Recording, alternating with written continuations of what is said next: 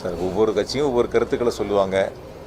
எல்லாரும் அவங்களுக்கு சொல்வதற்கான உரிமைகள் இருக்குது. ஆகையால் அவங்களுடைய ஆசை அது, அந்த கருத்தை அவங்க வெளியிட்டிருக்கிறாங்க. ஒவ்வொருத்தர் அரசியல் கட்சியும் அவங்களுடைய கருத்துக்கள் சொல்கிறதுக்கு உரிமை இருக்குல்ல. அதனால் அவருடைய கருத்தை அவர் சொல்லியிருக்காரு. அது அவருடைய ஆசையாக இருக்கலாம். அது 2026 தேர்தல் வாக்கு அன்னைக்கு தான் அவர் எவ்வளோ தொகுதியில் என்ன ரிசல்ட்டுங்கிறத அவர் தெரிஞ்சுக்க முடியும்.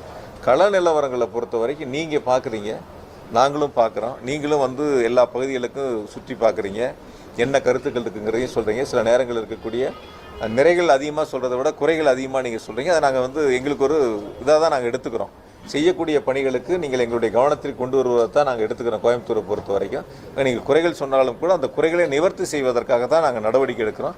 அரசும் அப்படி தான் நடவடிக்கை எடுக்கிறாங்க. மாவட்ட ஆட்சியர் உட்பட அரசு அதிகாரிகளும் உடனடியாக நீங்கள் சொல்லக்கூடிய அந்த குறைகளை சரி செய்வதற்கான பணிகளை முன்னெடுத்திருக்கின்றோம். அரசியல் கட்சிகளை பொறுத்த வரைக்கும் ஒவ்வொருத்தருக்கும் அந்த வாய்ப்புகள் இருக்குது. அவங்களுடைய கருத்துக்களை வெளியிடுறாங்க.